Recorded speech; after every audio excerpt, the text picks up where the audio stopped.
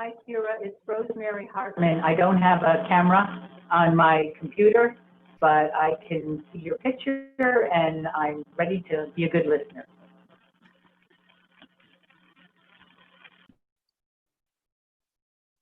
Hi, Kira. It's Lisa. Hi. Yeah.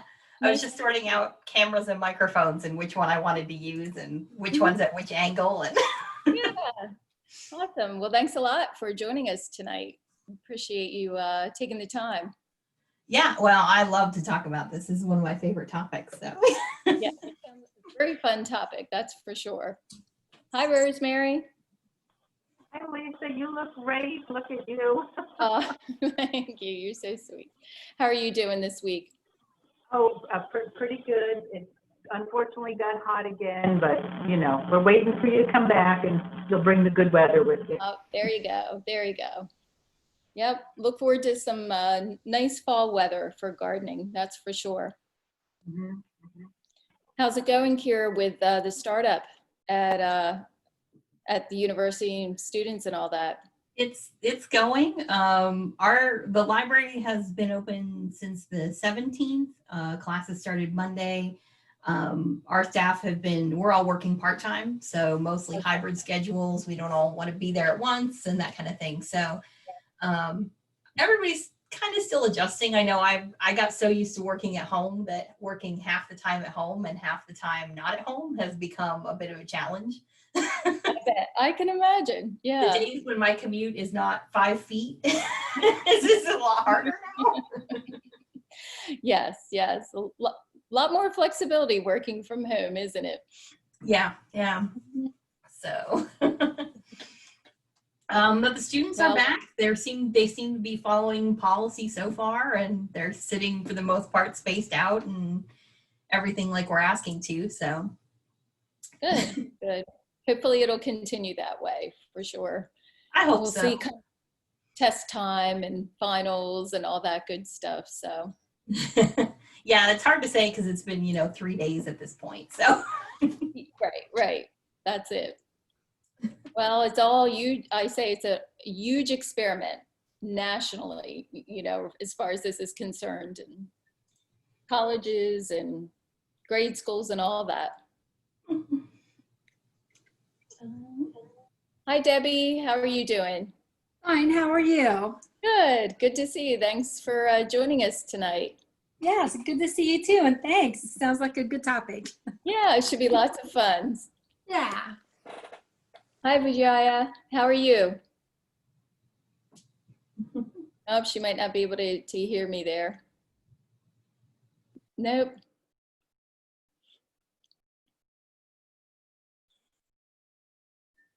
Doing good. Oh, good. Glad you could join us tonight. Okay, thank you. Where are you? Your background is very different. What is your background? I can see a palm tree. Where are you? Yeah, it's the ocean. Just decided to go a little beachy tonight, given the topic and everything. Figured it would be fitting. So. How did you get that though as your background? How did you get that as your? Okay, so within the application That's okay. for Zoom. I'll ask you later. Problem. Okay. Yeah, you can go under preferences, I think, and then change your screen. So I haven't done it a whole lot, but I figured I'd experiment tonight. Okay, I like to do that. Yeah. Yeah. Okay, I'll do it next time. There you go. Yep. Yeah, at least they try to make it fun and something different to go ahead and change up as far as your background and all that. It's a nice change from my messy studio. So. Okay, thank you. Oh, you're welcome. Have fun. Okay. Hi, Heather. Hi. Hi, good to see you. Good to see you. I'm so excited. And now who's made a cocktail here? I can't see it come up on here. It's going. Yeah. I've got a sort of a cocktail. Okay. but I'm drinking tonight. There you go. I just mixed up the scofflaw cocktail, so it's actually pretty good. Ah, nice. To it, yeah. It's absolutely one of my favorites. Yeah. Yep. If you like bourbon, then yep, it's got a good flavor to it for sure. Hi, Therese. Hey, Hi, good to see you. good to see you too. Yeah. Oh, you look like you're at a fancy beach, you know. Wouldn't that be nice? I know. Yes. We can pretend. Yeah. Hi, Isabel. Good to see you this week. Glad to join us. Yeah. That's great. Thanks. And Wanda. Hi, Wanda. Hi, How are you tonight? I am great. I'm getting up so that I can go to my computer. Okay. Mm-hmm. There you go. This is so great. We have this to be able to use, and it seems like we're all becoming more comfortable using Zoom and all of that. So Mm-hmm. Yeah, I don't think anybody has a choice anymore. mm-mm. No. We were just talking about the fact, what would all of these people, what would he have done in the last 6 months if we hadn't had Zoom? Yeah. Uh, Everything. I've been a Google Hangouts fan for years. It's not that perfect, but it definitely works. So. I was trying to, well, I need to go get a drink, so I'm coming back. I'm gonna enjoy this. Absolutely. So I'll put you on mute so my dog doesn't break your ears. Okay, sounds good. See you in a bit. I'm gonna just run downstairs and come back up. Good to see you, Susan. Sue, I didn't say hi earlier. Oh, yeah. Oh, hi. Hi. I didn't know you were talking to me. Yeah, I'm not a Susan, so I couldn't- no, I know. I don't know. Thinking Susan, Sue. Yeah. Let's You've got new see. glasses, haven't you? Or I do. They're readers I had gotten, and I just hadn't worn them yet. So I try to get a pair, in each different room or different locations instead of searching. Mhm. Yeah, now when you get a little bit older, you can just put them on in the morning and that's just it. Yeah, it's definitely going that direction for sure. Mm-hmm. Sorry, guys, I was, can you hear me now? Yeah. Yes. Oh, Yeah. okay. Okay. Great. Welcome. Glad you could Thank join us you. tonight. I Thank see you. W.J. Smith. So Wanda. Wanda, thank you. Hi, Madeline.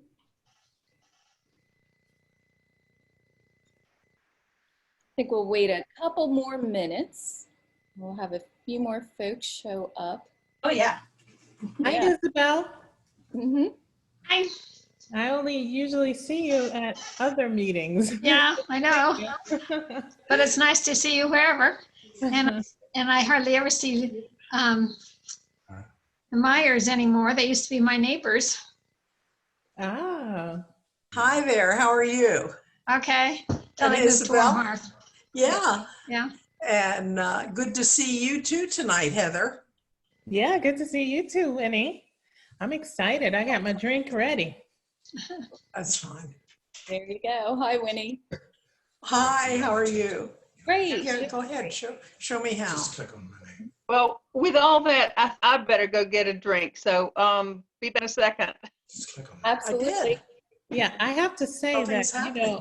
I don't like drinking alone, right? So you usually meet people out and, have a meal and some drinks. So this is nice. I have an excuse to. I shouldn't admit to the number of Zoom-based happy hours that I participate in on a regular basis then.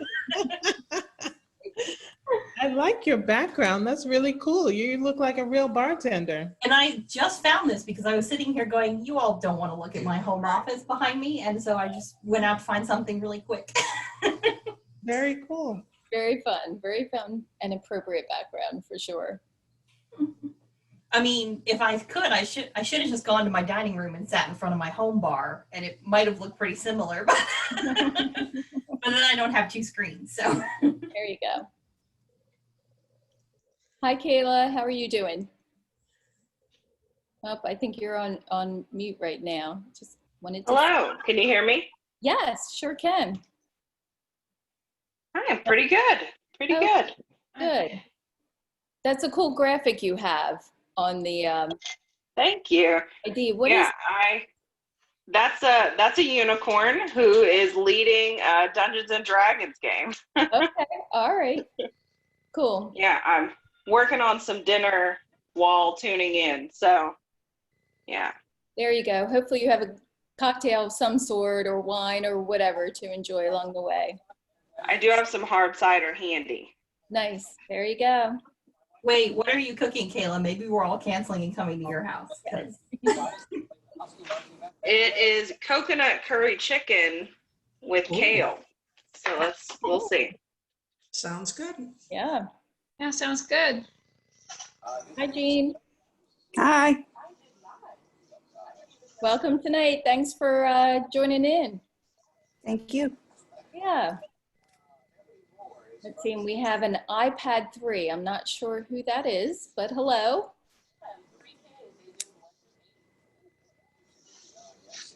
Let's see. I think we'll wait about one more minute, and then we'll go ahead and get started. So, I'm sure you'll talk about this, Kira, along the way. Just curious how you got into this subject and learning about it, but I'll wait until you go ahead and go through the program. There's a little bit in the program, but quite honestly, a lot of it just came down to being in the right place at the right time, and then suddenly finding myself obsessed with something that was sitting right in front of me. There you go. Hi, Nisi. Hi, Carol. Good to see you. Hi, Debbie. Hello. Good to see you too. Yeah. Is that where you're at? You're in where, Hawaii? Oh, No. yeah, I wish. No, just up north visiting some family and friends. So Good for you. Good for yeah. you. I figured though this would be fitting to the occasion of Yes. cocktail. Hey, Lisa, I was wondering if folks would be interested in renaming themselves as their favorite drink. Oh, there you go. That sounds like fun. Yeah. Maybe at the end of our name so we can still see the name. Oh, yeah, I'm gonna go over here. No, you can. No.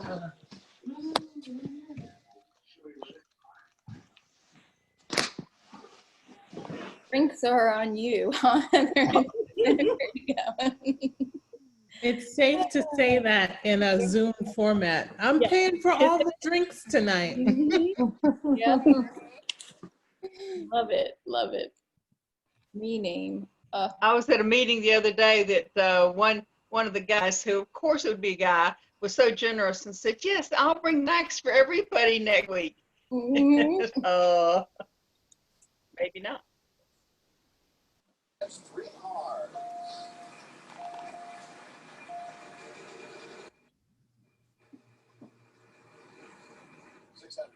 L.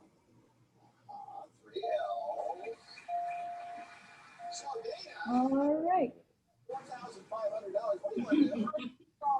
Sure. Quarterback Russell Wilson. Yeah, that's it. Oops.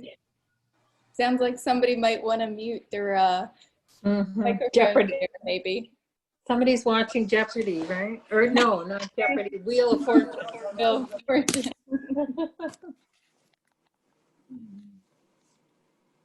All right. That's interesting. All right, well, wait, look, popular crowd tonight. That's great, Kira. What, 20 of us on? You can see what we really are interested in, right?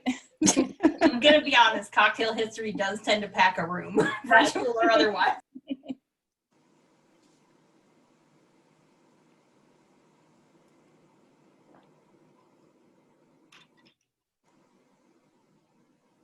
Okay. Oops. I was going to say I haven't heard a ding lately, but why don't we go ahead and get started since it's 6 after 7.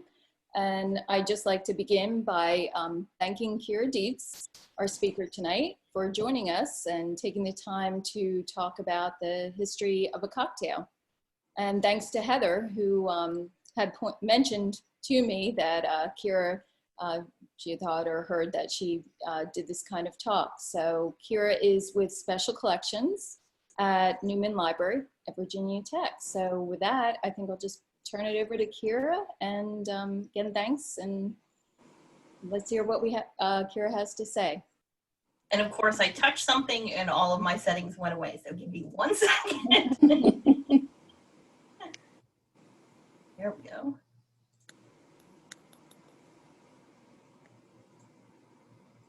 And everybody just make sure, if you'd like, have a cocktail, have a glass of wine or whatever.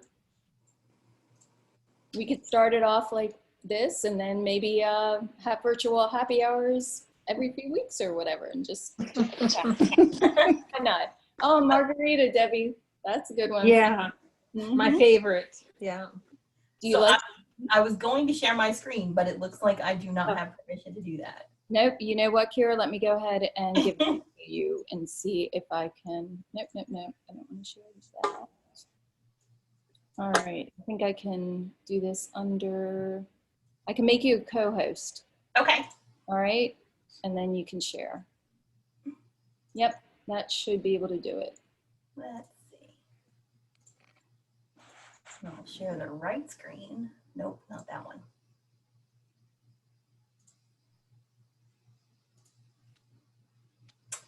Nope, definitely not that one. So who else has a favorite cocktail? Anybody want to share? Kira, was that tanked up? Oh my. Yes. Okay, that leads me to believe you maybe are seeing the correct screen. Yeah, it looks like it. Okay, Today's awesome. date. Yeah. I will get my notes back to the front and then I can start. So yes, I titled this talk, as I have a tendency to do, after some 19th century or early 20th century, in this case, slang terms for being intoxicated. And tanked up is one of those, and as is top heavy with an Applejack gait, which is an oddly specific one.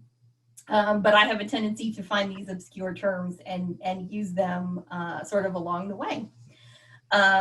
So as we kind of said, my name is Kira Dietz, and I am currently the Assistant Director of Special Collections and University Archives at the University Libraries. As you're about to learn, I have something of a cocktail obsession, and one that has certainly earned me a reputation in certain circles. My job at Virginia Tech is not actually to serve historic cocktails, although I have been known to do that, but a small part of my job is to actually talk about them. So when I started at this university in 2009, I fell hard for the existing food history collection that we had. And I figured, what's not to love? There are shelves full of strange recipes, there are Technicolor images, there are collections of handwritten recipes.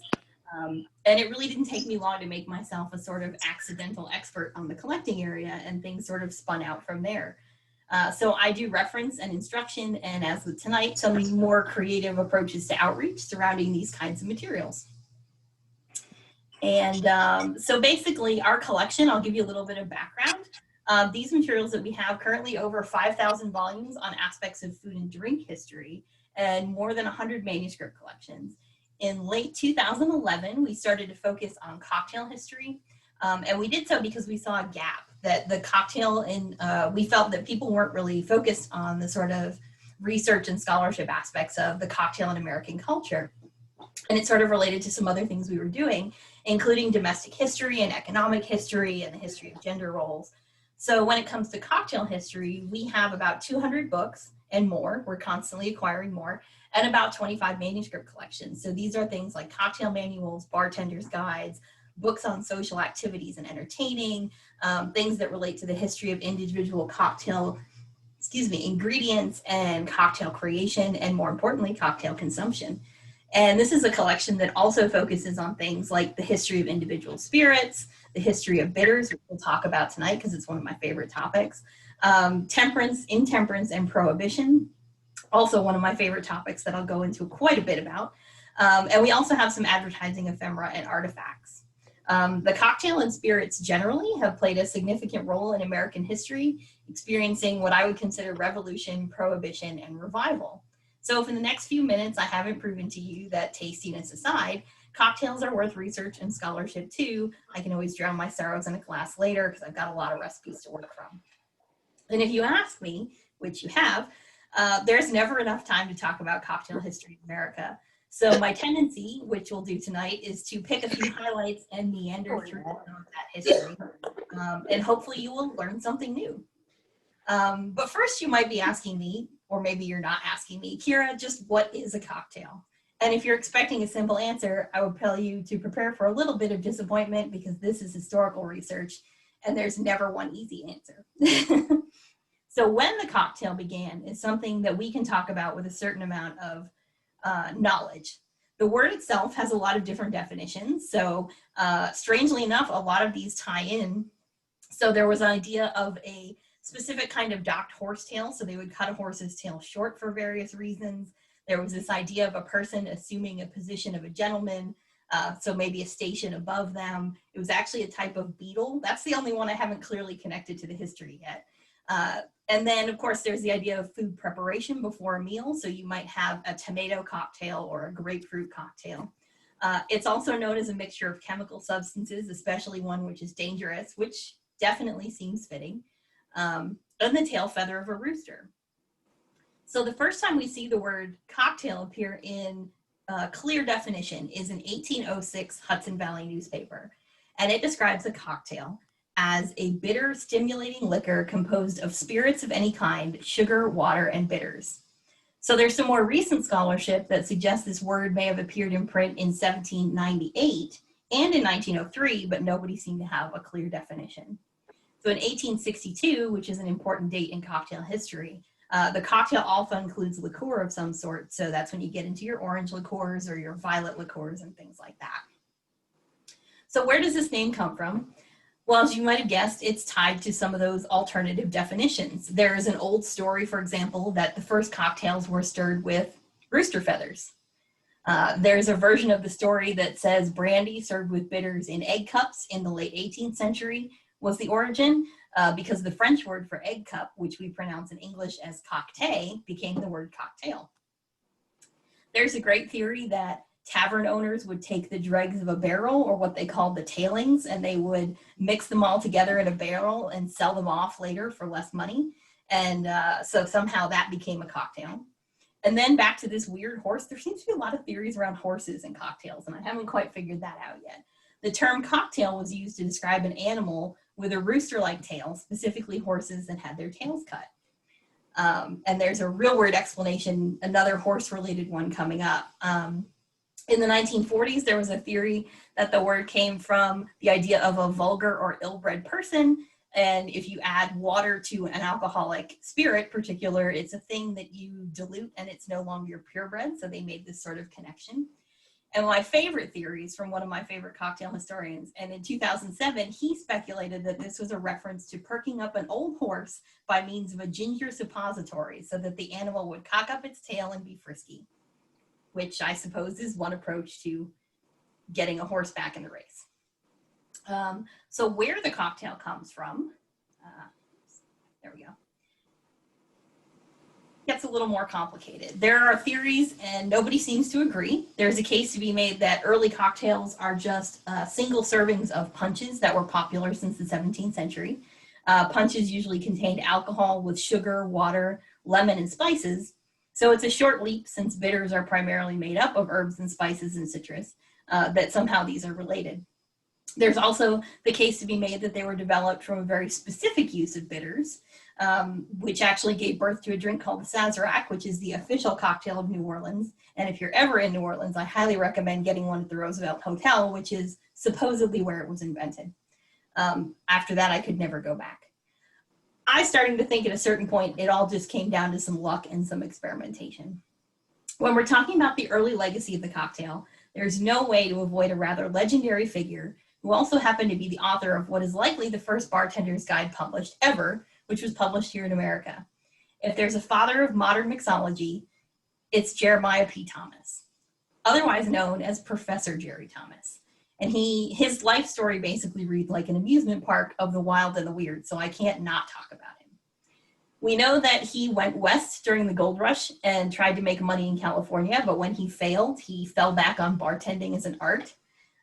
He was known to wear gold jewelry in large quantities and kid gloves.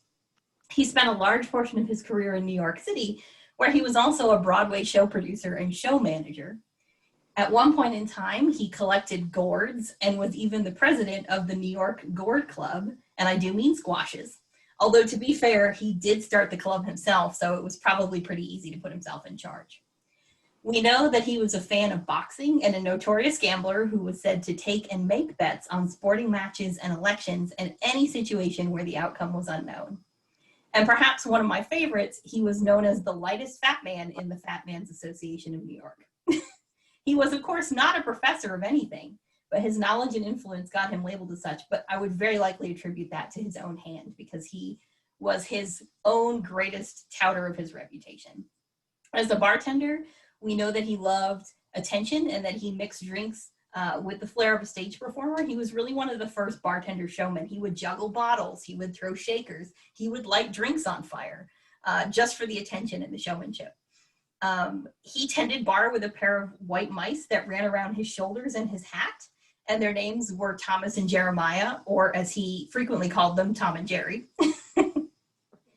He decorated his bars with billiard tables and giant paintings of himself mixing drinks. So this is a man who was not particularly tall, but had 8-foot-tall paintings of himself on his walls. And he had that very specific look that we would consider iconic of a 19th century bartender. He wore a bowler and a vest and a pocket watch, and he stood behind the bar with his shaker in his hand.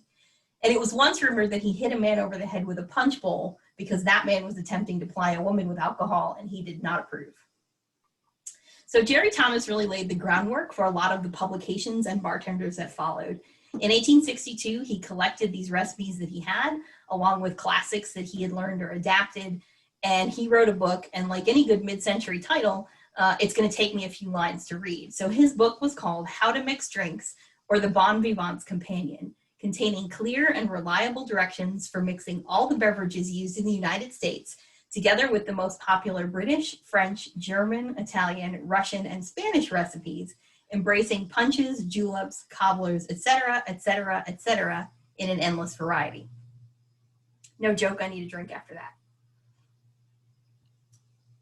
So, we know that this book includes some of the earliest recipes for cocktails, and he had a tendency to take credit for drinks he did not invent, which is a whole other story, and I could go on and on about that. But it's important to point out that his primary audience were professional bartenders because this was the mid-19th century, and good cocktail ingredients took time to make, and even if you could find what needed to go into it. So cocktail drinking was something that was primarily done away from the home, out at a saloon or bar, and it was not something that was open to women because you would not go into a place like that based on the reputations that they had. And it often made drinking cocktails a point of domestic contention. Of course, that didn't stop more than a few ladies from enjoying their own Russian tea when their spouses went to the local bar. Russian tea, if you're not familiar, is tea spiked with a good hit of Jamaican rum, just for a little touch. That being said, we know that women were rabble-rousing on both sides of this issue, especially as temperance movements grew and Prohibition hit the nation. One of the earliest books in our collection by a woman with cocktail content was actually written in 1891 by a British woman named Harriet de Salis, and it was a larger book she wrote that had recipes on everything from lemonades to teas to broths for invalids to old cocktails like the Corpse Reviver and the Brandy Smash. So basically, she raised a few eyebrows on both sides of the pond when she put this book out. And we know that temperance movements, of course, were happening around the same time. So during the 19th century, we had groups like the Anti-Saloon League and the Women's Christian Temperance Union, both of which were primarily female-driven. And they were really focused on the social ills and abuses that led to the activism of them trying to cure the perceived problems in society, many of which they blamed on alcohol. So Prohibition supporters, who were called dries, presented this as a victory for public morals and health. We need to get alcohol off the streets, no more bars. Anti-prohibitionists, fondly known as wets, criticized the ban as an intrusion of a certain set of ideals on their own beliefs and that they shouldn't be inflicted on everyone. But of course, a huge battle would ensue. Before we get to that resolution, though, it's important to note that this ongoing debate did nothing to diminish the popularity of cocktails in the early 20th century. More and more guides were coming out, more and more people were interested in the subject, and the more you tell somebody they can't do something, the more interested they're going to be in doing it. So we saw more and more cocktails finding their way to bar tops. Which kind of takes me to a slight sidestep. We also see at this time a rise in medicinal bitters and patent medicines, and what a lot of people refer to as cure-alls. So bitters were in existence for a long time, but by the 19th and 20th century, people were developing these concoctions that they would claim would cure everything from a cold to cancer. And eventually, these sort of medicinal aspects of bitters made a continued case for their use in cocktails. I mean, if it's going to cure something, you may as well put it in your drink, right? And a great example of that is something called the rock and rye, which was a cocktail you might mix up, and it is, quite frankly, just rye and rock candy, but it was sold as very medicinal. And you could mix it with hot tea, or you could drink it straight, or you could include other ingredients in it like citrus and herbs, which again sort of gets us back to this topic of bitters. But of course, there was a long tradition of blending alcohol and medicine. So the gin and tonic, for example, was invented to help the British in India as an anti-malarial. And the gimlet, which is made up of gin and preserved lime, was meant to help prevent scurvy at sea. So the thing about bitters, which you want to remember shortly, is that they are almost exclusively alcohol, flavored with spices, herbs, roots, and citrus. So the most part, these cure-alls cured nothing, but they definitely gave you a buzz. And the majority of patent medicines were very regional or local, so you would see them distributed in a small area. A lot of that had to do with the technology or the lack of ability to distribute. But one of the most popular ones that lasted a very long time and saw a very wide distribution was actually one created by and largely marketed by a woman. And you may have heard of Lydia Pinkham's vegetable compound. There are actually modern descendants of it that are still sold today. It's the kind of thing that made its way into popular culture and song. And this was a company that started in a family kitchen when Lydia Pinkham started in a particularly lean time for her family to make this compound that she had and began to sell it to friends and neighbors. And the business expanded from there, and she went on to write marketing copy. She solicited letters and testimonials that she herself answered, and later her daughter-in-law did, and she had a very heavy hand in the business. Now, whether this compound actually treated anything, or if, like many other patent medicines, the high concentration of alcohol simply made the real problem less noticeable, we can't really say for sure, but it was extremely popular. And through a historical lens, the advertising materials were actually a venue for women to share information with other women in a time when there wasn't really a platform for that. So this is a sort of patent medicine that was largely out of the picture during Prohibition, but Prohibition really wasn't going to destroy patent medicines as a whole. They have a very important role to play. But back to Prohibition for a moment. The 18th Amendment, which we also call the Volstead Act, was passed in October 1919 after a 4-month battle, a presidential veto, and a congressional override. I always like to point out that technically, the 18th Amendment didn't say you couldn't consume alcohol. What it says is that 1 year from the ratification of this article, the manufacture, sale, or transportation of intoxicating liquors within, the importation thereof into, or the exportation thereof from the United States and all territories subject to the jurisdiction thereof for beverage purposes is hereby prohibited.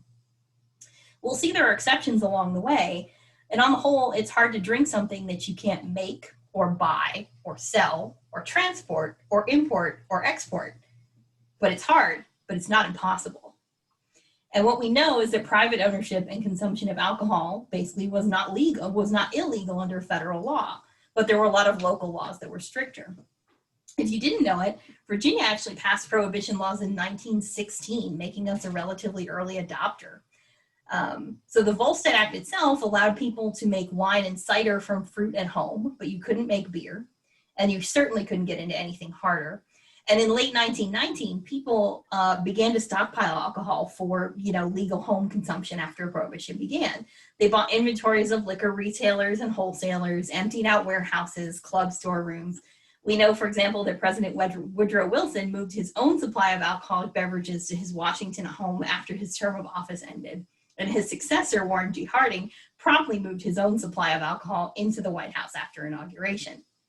And all of this hoarding, of course, would have some consequences. So technically, yes, consumption of alcohol seemed to have gone down during Prohibition, giving those temperance folks every reason to think that they had succeeded. And in some ways they had. At least the initial numbers suggested consumption declined, and so did crime statistics. And it seemed like morality was on the rise, which was, of course, their intention all along. The problem was the 18th Amendment gave us a whole lot more. After all, there was nothing to actually make the Volstead Act enforceable. So we see a spike in bootlegging and criminal activity that, of course, was not particularly subtle. There's a great quote from Al Capone that says, "When I sell liquor, it's bootlegging. When my patrons serve it on a silver tray on Lakeshore Drive, it's hospitality." So after this short initial decline, we see organized crime go up, and in some places, statistics surpass the pre-Prohibition ones. People began to import from Canada, from Mexico, from the Caribbean. Ernest Hemingway was a notorious rum runner and drinker. And what's interesting is that women played surprisingly prominent roles. Law enforcement did not consider them to be suspicious, which is why a lot of women were bootleggers or rum runners and, of course, consumers of alcohol. Prohibition really changed the way that women drank, and the stigma that used to come with a woman being seen in a saloon pretty much disappeared in a 1920s gin joint. So Prohibition meant we had to have new ways to access this booze, in other words, the speakeasy. By 1925, there were anywhere from 30,000 to 100,000 speakeasies in New York City alone. So there's no good way to pinpoint that number. It's a pretty wide range, but it's an impressive number nonetheless. And I mentioned bitters, and I keep coming back to them because since medicinal uses of alcohol were not illegal after 1921, and bitters continued to be available over the counter in pharmacies, some people would drink a bottle of bitters or two a day to get their desired buzz. And keep in mind, like I said, bitters are 40 to 50% alcohol. That is not smooth going down. There's a reason we don't drink those straight. And the medical profession began to rage, but maybe not for the reasons you'd think. Prohibition became highly controversial among doctors because alcohol was widely prescribed, as we've seen with patent medicines, for therapeutic purposes. So Congress held hearings on the medicinal value of beer in 1921, and sequentially, physicians actually lobbied to repeal Prohibition as it applied to medicinal liquors, meaning if you had a doctor's prescription, you could drink. So from 1921 to 1930, doctors earned about $40 million in whiskey prescriptions. And that was in the money back then. I haven't even figured out what the equivalent is today. As a side note, when Winston Churchill visited the US during Prohibition, the first thing he did was get a prescription for whiskey to enable his consumption while he remained in the country. We know that many US bartenders, of course, opted to go overseas to ply their trade in more accommodating circumstances because it was way more fun to be out in public in a bar than hiding in some tiny little basement. Some of them came back with new ideas, and some of them never came back at all, but they sort of spread the word of the American cocktail everywhere they went. And there are a surprising number of cocktail manuals that were published during this time period. Not all of them came from overseas because, of course, you could still publish recipes even if you couldn't consume something. And it's really interesting, as a side note, one of the most famous early women bartenders was a woman named Ada Coleman, who was actually British, and she was very active at this time in the UK. She started working behind the bar when she was 24, and she was promoted to a head bartender at the Savoy American Bar in London, which is extremely influential in cocktail history, at the age of 28, which is very impressive. She invented a drink called the Hanky Panky, and we'll talk about drink names, which is a bit of a precursor to the Negroni. And she also trained a lot of male bartenders who went on to write books that were extremely influential. We know that this is when the mixed drink was born. I had a slide earlier that sort of talked about that. So you have to take this really awful tasting gin or turpentine or whatever it is you've concocted into something alcoholic, but you don't want to drink it that way. So you're going to cover it in fruit juice or soda or sweet syrups or sour mixes, pretty much anything you could get your hands on. A lot of these things continued, so we get this sense that all cocktails are mixed drinks because mixed drinks contain all the base of a cocktail but more, but not all mixed drinks are cocktails because mixed drinks may not contain bitters or citrus. So the words tend to get used pretty interchangeably these days, but they actually all had very specific definitions. And of course, I have to mention another fun woman. Prohibition had a huge effect on the social and business aspects of cocktail culture. So there was a woman named Mary Louise Cecilia Texas Guinan, who, for example, she was originally an actress and who turned bar owner and MC, and she ran gin joints throughout New York City in the 20s. She would open a place, the law would close it down, and she would just find another location and open another one, and she just skipped from place to place to place. Basically, her businesses were killed off by the Great Depression, but by that point, she had well established herself as a leader. So before we get to the end of Prohibition, I want to talk a little bit about the idea of naming cocktails, because you've heard me throwing a lot of names out there. You know, early drinks existed largely in classifications or categories, and you would just trade out the base spirit. So you had cobblers and cups and daisies and fizzes and flips and Collins and juleps, and there are all these little subtle differences. The Sazerac I mentioned earlier is one of the earliest drinks that actually had a name, although no one's quite sure why it's called that. Jerry Thomas, who I still talk about as if we're best friends, invented a number of named drinks, including one of my other favorites, the Japanese cocktail, which was named, basically he invented it for a visiting dignitary, and it somehow got its name. He developed the fantastical Blue Blazer, which is a combination of whiskey and water set on fire and tossed between pewter mugs like an arc of blue flame. There are modern bartenders that will make this drink, and there are amazing videos of this happening on YouTube. It probably tastes awful because it's just whiskey that you burned all the alcohol out of, but it looks amazing in a dark room. So by the late 19th century, more and more of these drinks were getting individual names, and they were becoming increasingly unique. In the 1910s, there was a Broadway show character that resulted in a drink called the Florodora.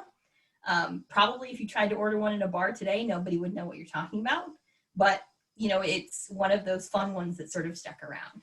There's a whole series of drinks named after schools, the Harvard, the Yale, the Princeton, and pretty much any place you can think of has a drink named after it.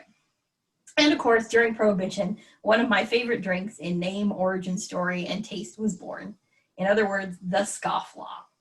So in 1924, the Boston Herald newspaper held a contest for a word to describe the people that they called these lawless drinkers of illegally made or illegally obtained liquor. And more than 25,000 people sent in words. 2 of them sent in the same word, scofflaw, and they actually set, I believe they split a $200 prize for coming up with that word.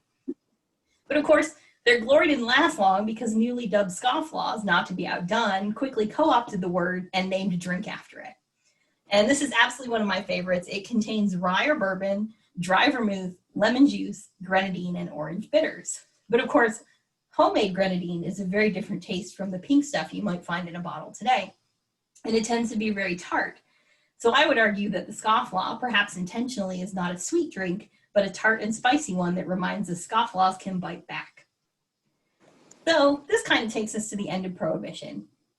In 1933, on March 21st, we have the enaction of the Cullen-Harrison Act, which was signed by FDR the next day. And this is the beginning of the end, as I call it, where you could begin to sell low alcohol, so 3.2 or below, wine or beer in the public, basically in the public sphere. So although it was no guarantee that wine or beer would suddenly appear, it was basically the beginning of the end. And more importantly, the federal government, who needed money in the midst of the Depression, could go back to taxing these products and get something back out of it. The 21st Amendment, by the way, doesn't prevent states from restricting or banning alcohol. Instead, it prohibits the transportation of importation of alcohol into any state, territory, or possession of the United States in violation of the laws. So basically, it turned power over to state and local government. And we know that there are still plenty of dry counties and townships in the U.S. today. In the aftermath of 1933, of course, many states enacted new prohibition-like laws. And once again, women were targeted as new laws were aimed to specifically keep them out of public drinking locations. But there were some pretty awesome ladies who went out and fought some of that legally, and eventually a lot of that was overturned. But at the same time, thanks in no small part to all of this bathtub gin and home distilling and moonshining practices and all of the sort of resulting home consumption and new public availability of ingredients, there was a really big shift. People went out, but they also stayed home. So there's a whole new kind of book that comes into play. Cocktail manuals and guides for entertaining and how to make cocktails at home. Ingredients were much easier to obtain, and women as well as men became home mixologists.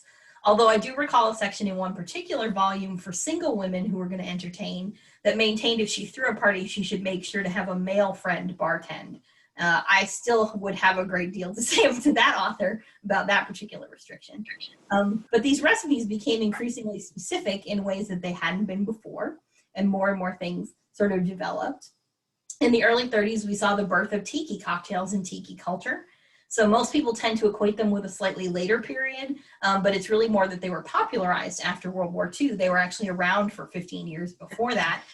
The Mai Tai is a great example of one of those drinks with a confusing origin story that everyone likes to fight over. There are two separate men who both claim to have invented it, something like 11 years apart. What they both describe as the Mai Tai is not remotely the same drink, which makes it really interesting to see them argue that. And eventually, through legal battles, one of them won out and his drink became the Mai Tai. And it's basically the same version of that you would probably get somewhere in a bar today. After World War II, we get to what you might call the new school spirits that gain sort of prominence. So early on, most cocktails were made with gin or brandy or some sort of whiskey. Oddly enough, rum was the first thing we distilled in America, and it was common in punches, but it wasn't super common in early cocktails. So later on, after World War II, we see an increased interest in rum and vodka, and eventually tequila makes its way to the party as well. Vodka, of course, was a great delivery system for a buzz.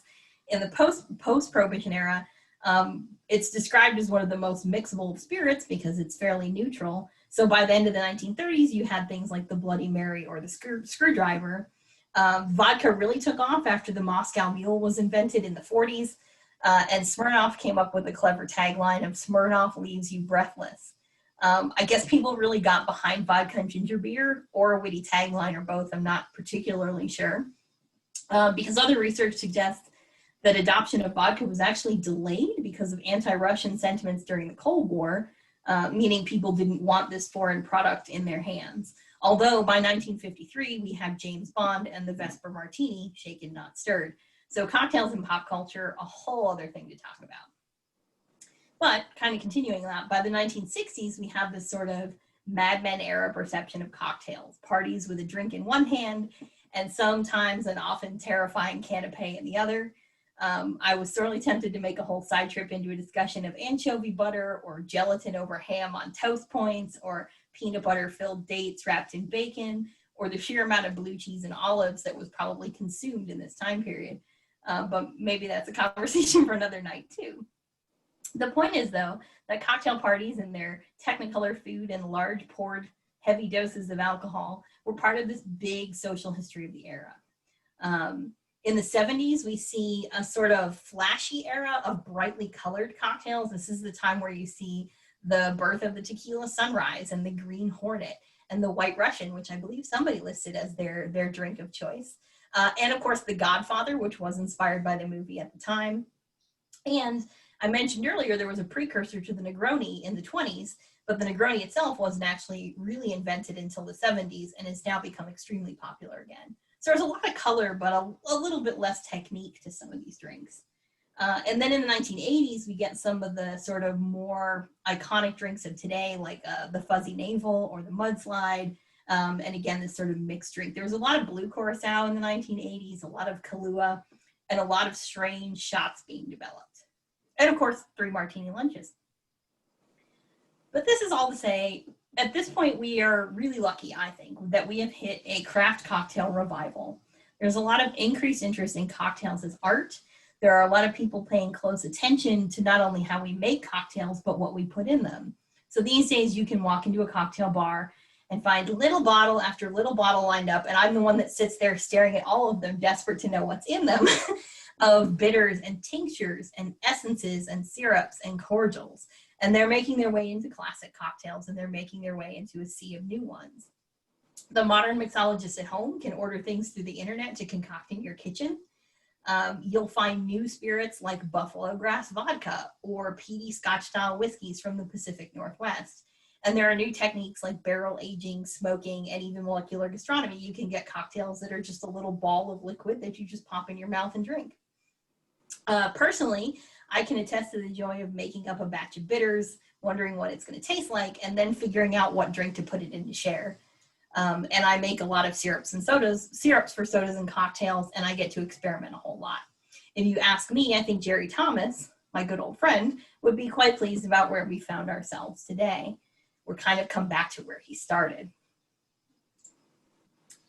So as an end note, I want to come back to something I said earlier, which is that these history and these manuals, these guides, these advertisements, these little bits of ephemera are a lot of fun to read through and to recreate. And when it's safe to do so, I would definitely encourage you to come visit us at Special Collections. We're currently closed, and see them in person. We do have some materials online, and I can certainly tell you how to find those. But these are also materials for research and scholarship. I like to remind people that cocktail history in America and abroad reflects the social, economic, gender, and cultural history of our country. And it can tell us a great deal about ourselves, our choices, our past, and just why we like to eat and drink so much. So at that point, I'm happy to take questions because I talked a lot, which I always do on this topic. I think it's been a lot of great, cool information. I love thanks for sharing with us all the publications through the years too. It's really, really cool to see how it's evolved. I guess you mentioned, Kira, that you make your own bitters. Can you talk a little bit about that? Maybe the basis for it and Sure. Sure. The first time I read about it, I was really like, oh, this isn't something I should do at home. But it's actually a not particularly intimidating process. The biggest part about bitters is they take a long time to make. So it's basically you take high proof alcohol, and it could be vodka or it could be bourbon or it could be anything. It just depends on what flavor profile you're going for. And for about 2 weeks, you're putting whatever kinds of herbs or citrus or spices or weird roots or anything that you're putting in there. And it spends about 2 weeks just sitting in a jar, and every day you give the jar a good shake. And every about 2 weeks, you boil some of the ingredients and get all the flavors out of them. And then it spends another week and a half or so combining new things back into jars. And then you basically have bitters. You strain out all the chunky bits because you don't want a big mouthful of clove or something. But it's there are really basic recipes that are out there. There are recipes that disappeared for 100 years that are resurfacing. And once you know the basics, you can get really creative. So I think I had a slide talking about myself that probably my favorite bitters are some cranberry hazelnut ones I just concocted one year for a series of Thanksgiving and Christmas drinks. Because neutral, high-proof spirits are a great venue for whatever flavor profile you want to put out there. Yeah, that sounds wonderful, that flavor combination. I've also done grapefruit hibiscus and kaffir lime and ginger. I have a whole bunch of little bottles lined up. Does anybody else have any questions or comments for Kira? I had a quick question. Yeah. Can you hear? Am I on? Yeah. Yep. Oh, okay. I have some really old stuff in my liquor cabinet. How long can you hang on to things like bitters and so forth? Because this is like 30 years old.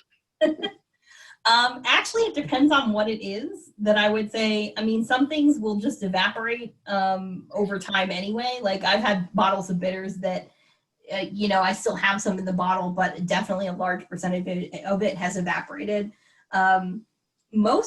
Alcohol is alcohol. It's not gonna really go bad in a lot of ways. I was actually recently gifted a bottle of green chartreuse, which is pretty expensive.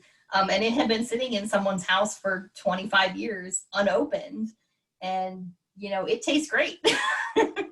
Well, that's what I was wondering, because my son bought a couple of bottles of rum when he was underage, and his father took him to the islands, and it's still sitting in my liquor cabinet unopened, and Hey, rum gets better with age. That's probably really That's good. what I thought. Yeah, rum definitely gets better with time. So that could be a real good treat you're sitting on. Sounds like time to open a bottle for another happy hour, huh, Nisi? Yes, it does. I have a question about cordials. Yeah. I make cordials. I get a recipe from a family member a while back, and I make cordials every year. And I like to make the coffee liqueurs and amaretto, and didn't know what I was doing. So I've they taste good, you know, but it's like, I was wondering if you have any tips or ideas on what a good base is for the cordials. So I'm using vodka, but yeah, vodka is almost always a good bet for a base for anything. It's a really common base for bitters because it's neutral. It takes the flavors of anything you put in it really well. The only cordials I'm thinking that I've specifically made were a lime cordial, which was vodka based.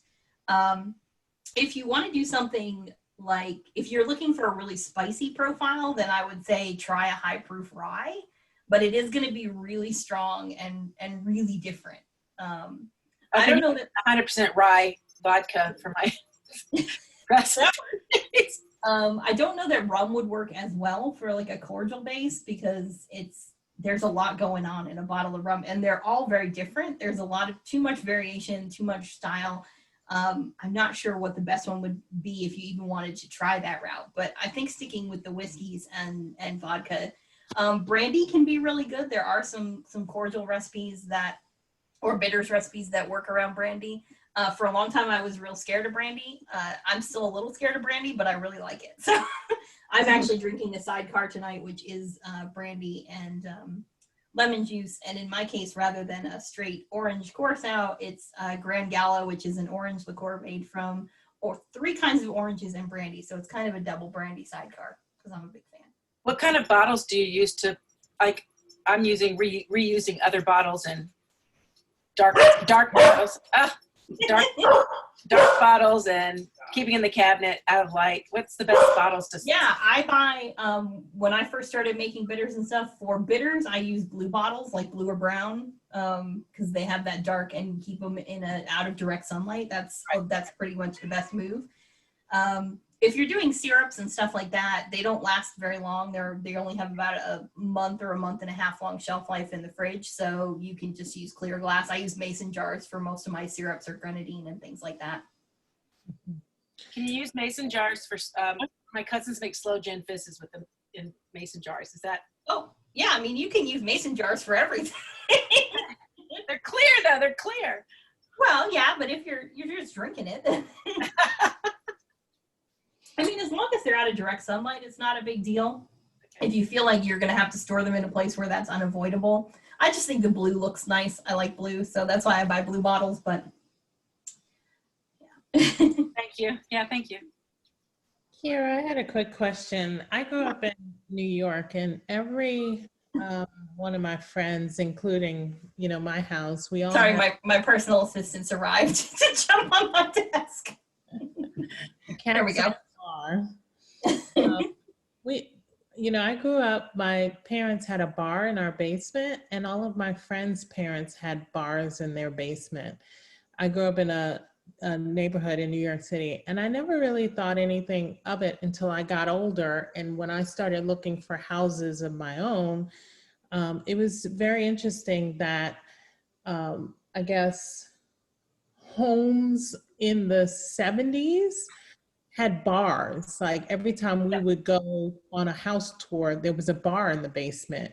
Mm-hmm. So was the 70s just like this, does it correlate with entertainment? Does it correlate with, what does it correlate with? Yeah. I haven't done any direct research on this, but this is very much a theory that I have, that either, when you look at some of these, if they were houses that were built in the 50s or 60s or 70s, that was part of the culture at the time. So that may have just been a feature that was included. If the house is older than that, I would wonder if it was something that was put in during those decades because of that cultural shift. Mm-hmm. I didn't find out until I was much older that my grandparents, who I didn't know, they both passed away, one before I was born and one was really young, but my father's parents used to throw like huge cocktail parties in their house. Now, they didn't have a bar in the basement. They didn't have a bar anywhere in the house, but they used to throw these parties that like everyone in the neighborhood would come to. And my dad and his sisters would sit on the stairwell and like stare down through the stairs and watch what was going on. Of course, I also learned my grandfather was notorious for top shelf liquor, so everybody wanted to come to his parties in particular. And he made friends with everyone. So in the dead of winter in upstate New York, the garbage men would knock on the back door and ask my dad if there, or my grandfather, if there was any trash in the kitchen, because they knew if they got a foot in the door, they'd get a shot before they left at 6 a.m. You know? That's funny. My father used to put on his smoking jacket and, you know, they would have parties and he would behind the bar entertaining, you know, our neighbors and friends for the entire night. But I just thought it was interesting when I got older and I started looking for a home of my own, that era, there always seems to be bars somewhere. Yeah. I don't know if it's as old as the 20s because of Prohibition, or I think it's really more of that later culture shift of like what I jokingly call the age of entertaining, this sort of post World War II, let's throw a cocktail party mentality, more so than the 20s. I think just because in the 20s and 30s, a lot of houses were smaller. So unless you were a la Al Capone, you know, unless you were living on Lakeshore Drive and you were, you know, in the Hamptons or whatever, chances are you weren't hosting a speakeasy in your basement. But but in that post-World War II era, you were more likely to have people over to have drinks. And actually, around the world, there have been some cultural studies around the world that typically communities in the northern region lead with libations in their entertainment, and people in the southern regions led with food. And so, and then the whole idea of whether or not the landscaping could handle basements, that drove a lot of that. So I've been asking the same question around the world and looking for answers about how people host and family. And they've seen that pattern consistently, even in Vietnam, in northern versus southern Vietnam, you see the same thing. Interesting. And I wonder if any of that has to do with weather patterns and environment too, because you're far more likely to be outside year round in southern climes than, I mean, if you're outside in a blizzard in upstate New York in the dead of winter with a drink, it's probably because you've had too many already. You know, that's a different problem. Well, I think too in the South, because of religion, that alcohol was not as acceptable as maybe in the North. Yeah, and that was very much a core argument of that sort of prohibition, that temperance versus intemperance argument. There were the dry movement was predominantly Protestant driven, and people who were averse to that were saying, you know, were largely Catholic or some other denominations who were like, didn't want that inflicted on them because it was not part of it. They were certainly happy to drink. So, yeah. And there are a lot of moonshine stills around the South, so I'm not sure I buy into that. Moonshine. It's considered sinful rather than culturally acceptable. Therefore, we do it in the dark. Yes. Yep. Right. Quiet. Yep. Which may be why it was in the basement.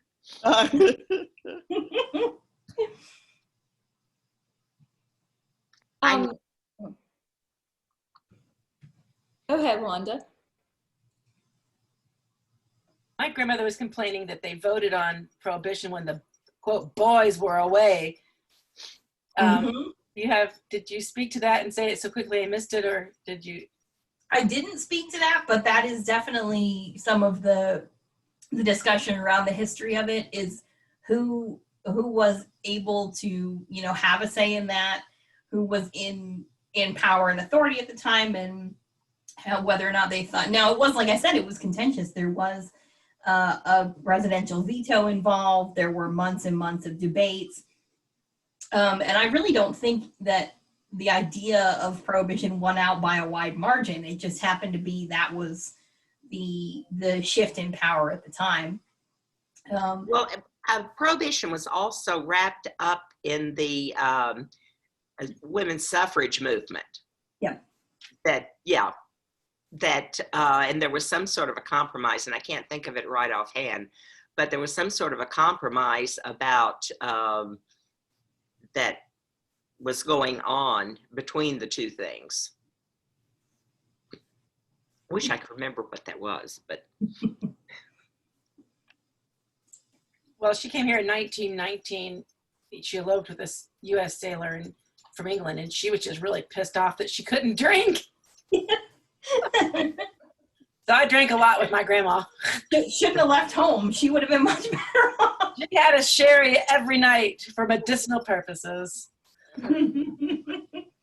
Yeah, my great-grandmother did not approve of drinking, but my great-grandfather, who was born in what was then Bohemia, kept a bottle of Bakerka, which is a horrible Czechoslovakian liqueur that I cannot tolerate, but some of my family really likes it. He kept a bottle in the basement stairwell, and he had his 1 shot a day for medicinal purposes, and she knew the bottle was there, but they just didn't talk about it.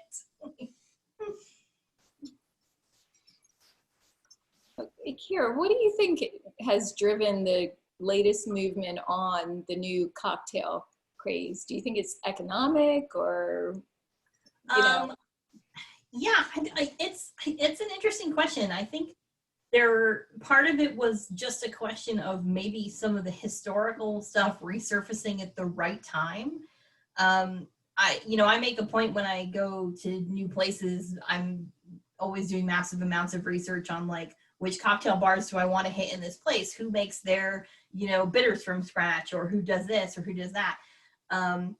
Or who does these particular throwbacks in this particular way? Like if I go to this place, is everything going to be pre-Prohibition style? Because that really appeals to me. And so there are people who just, I don't know what triggered it in the early 2000s, that all of a sudden there were a bunch of bartenders and cocktail historians who were like, what if we just did some of the old stuff again? And that has sort of led to, bars being open that reflect that history, or at least include that history. I don't have people kicking down the door to do research with our collection, but people do research with our collection. And it's always interesting. One of the researchers I worked with a couple of years ago is a historian at a small college, and she was interested in the history of tequila and the margarita, and not for reasons that you might think. She was interested in the modern implications of immigration and how the aspects of specific ingredients that go into the tequila and the conceptualizations around it were sort of tied into that. So it's always surprising to see what people are interested in. Some people just want a cool old recipe. Some people are working on a very interesting modern angle of something. I see a note about a Chicago bar, and I was supposed to go to Chicago this summer and it didn't happen, and so now I'm sad. But there's some great bars in New York City. I mean, most big cities now, it's amazing where the craft cocktail movement is popping up, and where you can find some really great places to drink these days if you're looking for something. Yeah. I know Heather shared, she said there's a great restaurant in Chicago in the Athletic Club, focuses on old style cocktails. There's an amazing bar in Asheville, North Carolina called Top of the Monk. The first floor is a beer bar that has like 200 taps, and the second floor is a small pre-Prohibition style cocktail bar where they make everything. They make all their bitters, their tinctures, their syrups, their fruit juices. Everything is in-house. Nothing is like processed. So they don't have juices that are, full of sugars, extra sugars, or preservatives. And with every drink you get, they give you a little key, and on the other wall there's a little old style mailbox thing, and the little keys are all filled with snacks, or the little mailbox slots are filled with snacks. Every drink you get a snack to go with it. Highly recommended, a really great place. What's the name of it again? It's called Top of the Monk. Okay, all right. The bottom bar is called Bottom of the Monk. Mm-hmm. Cool. And the upstairs, yeah. So. Yeah. Does anybody else have any comments, questions? I'd encourage you too. I mean, I think this was really fun. And even if we just want to get together on some kind of basis to chat and have a cocktail too, you know, let me know, send me an email, and, you know, we can try to organize that and even focus it around different cocktails or whatever, just to try to go ahead and connect, you know, in light of not being able to do that in person. And, you know, Demonstration. what's that? Kira, what's second session? What's your next session that we can have?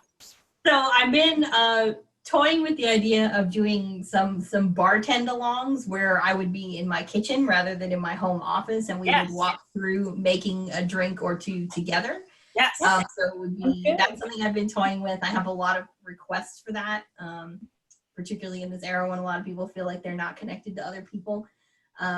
That's something I've been thinking about doing. I mean, this was a really broad approach that I usually take when I talk about cocktail history. There are some really specific topics that I want to dive deeper into. So I didn't even really talk about martinis tonight, but the whole history of the martini. And nowadays we call things martinis because they go in a martini glass, but does that constitute a martini? I don't know. But I'm really interested in doing a talk on sort of the whole history of that specific drink. And its complicated origins. I claim I'm actually not a martini purist because I'm not a big gin fan. So my martini of choice is a hot and dirty vodka martini. So well, here, I think you can put us on the list for your go ahead and do it and show us how you make a cocktail. So, given the response tonight, I think we're in. Yeah, I definitely see some comments. If you want to test we could be your testing site. Yes. For the tend-along.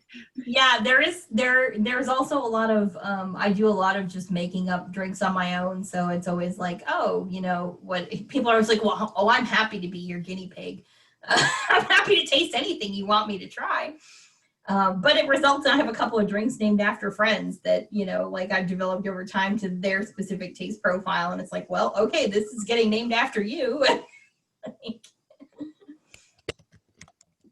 Oh, that's awesome. Well, you know, thanks again, Kira, for taking the time out tonight and just sharing the plethora of information, you know, you had the history and all the cool graphics and collections you have around cocktail. I think it was a I just saw a comment that, no, popsicles in a drink, great idea. I also spend a lot of my summers making poptails, so I make alcoholic popsicles from, you know, all kinds of fun. Alcohol doesn't go away because it gets frozen? It does not. I mean, they're not high doses because if you put too much alcohol in, it won't freeze. But like, I have a really good recipe for basically a Nutella popsicle with strawberry, or the last version I did had dark cherries in it. And then I put chocolate liqueur in it. Oh my God. And it's not a lot of chocolate liqueur, but it's enough to give it a little extra boost of flavor because otherwise it wouldn't freeze. But there you go. There you go. Dessert and drink at the same time. Exactly. It's very satisfying to have a nice cold popsicle that might happen to have some booze in it. I also am a pretty big fan of baking, and so I developed a whole series of cookies that are based on cocktails. Oh, that'll be another session. You know how to make extracts for flavors, like the rum extract and different other? I vaguely know how it's done because it's a pretty similar process to bitters, but I haven't actually made it. I keep planning to make my own vanilla extract, but I haven't tried it yet. I'm trying to make a rum extract right now. Mm-hmm. Thank you, Lisa. Thank you. Yeah. No, thanks everybody for joining us tonight. I think it was a lot of fun. And again, thanks, Kira, for taking time out and sharing your knowledge. I think, you know, it was great. So thank you very much. There we go. Yeah. Great. Thank you. And Thank you. Bye, everybody. Wonderful Bye. weekend. Enjoy. It was a nice evening. Thank you. Thank See you. all Bye-bye. soon. Bye-bye. Good night. Good night.